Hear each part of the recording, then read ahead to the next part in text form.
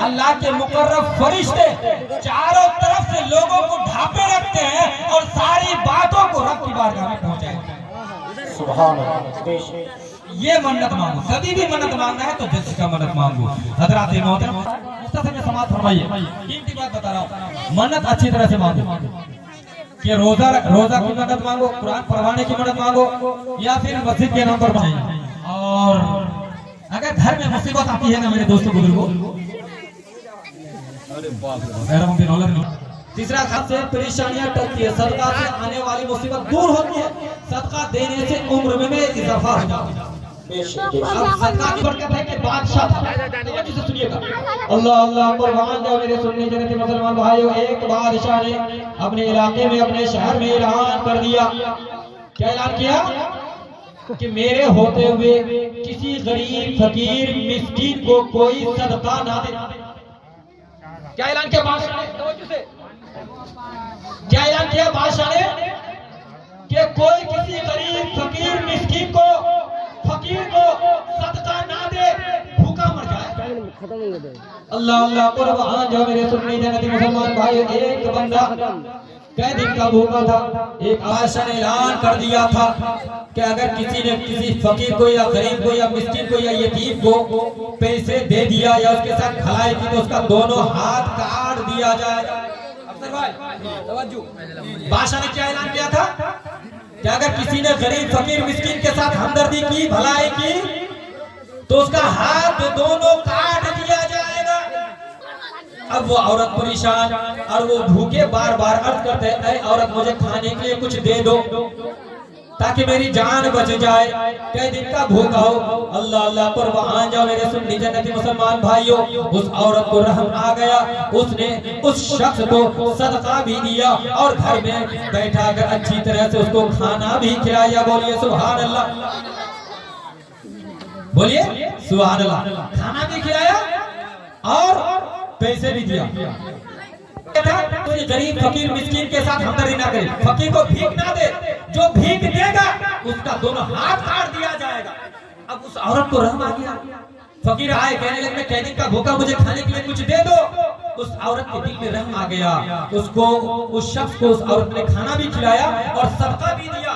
अब वो शख्स तो चले गए, बादशाह को पता चला, बादशाह ने वज़रा को हुक्म दिया कि जाओ उस औरत का हाथ काट दो।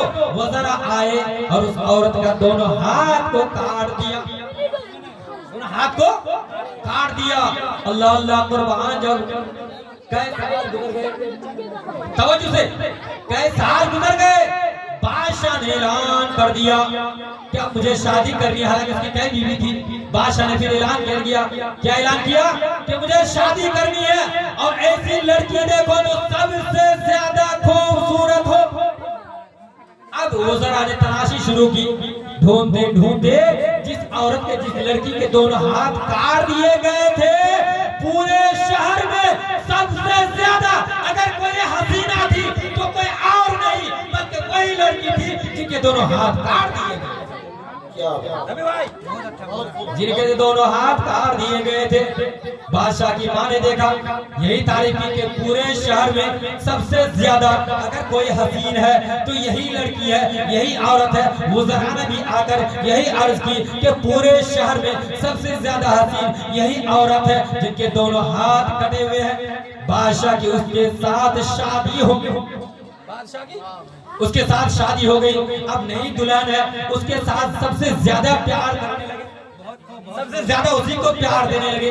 तो बाकी औरतें जो थी, बाकी अल्लाह दुआ करे लीजिए, नई दुल्हन है तो बादशाह उस औरत को सबसे ज्यादा प्यार देने लगे। तो बाकी औरतों को जलन पैदा हुआ, बाकी औरतें जलने लगी। बादशाह कुछ दिनों के लिए सैर करने के लिए जंगल चले गए, तो बाकी औरतें जो उनसे जलती थी खत लिखकर भेज दिया और उसमें क्या लिखी कि तुमने जिस औरत से शादी की, नई दुल्हन जो तुम्हारी है वो तो बिल्कुल बद किरदार है, बदफेली करती रहती है, उनकी अच्छी अखलाक है नहीं, वो गलत काम करती रहती है।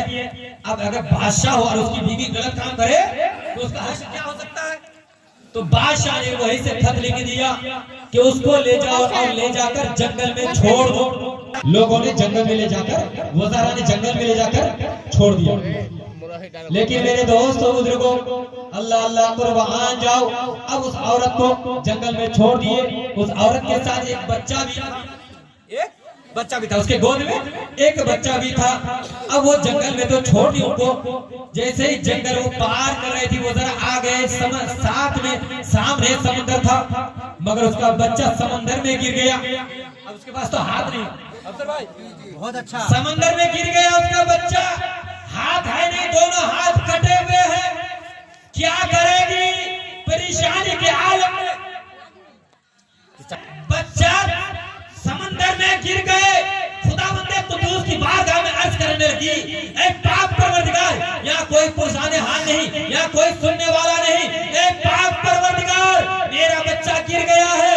अल्लाहू अकबर। वो औरत रोती रही, चिल्लाती रही, चीखती रही, मगर अल्लाह की कुदरत देखो, दो शख्स नमूदार हुए, उस बच्चे को लाकर उस औरत के गोद में थमा दिए और अर्ज करते हैं, ऐ औरत, अगर और कोई इल्तिजा हो, कोई ख्वाहिश हो तो अर्ज करो। वो औरत अर्ज करती है, मेरी एक ही ख्वाहिश है कि मेरे दोनों हाथ वापस आ जाए। उन दोनों शख्सों ने दुआ की, अल्लाह तबारक व तआला के हुक्म से उस औरत के हाथ भी आ गए। अल्लाह अल्लाह कुर्बान जाओ। अब वो औरत अर्ज करती है, तुम दोनों कौन हो?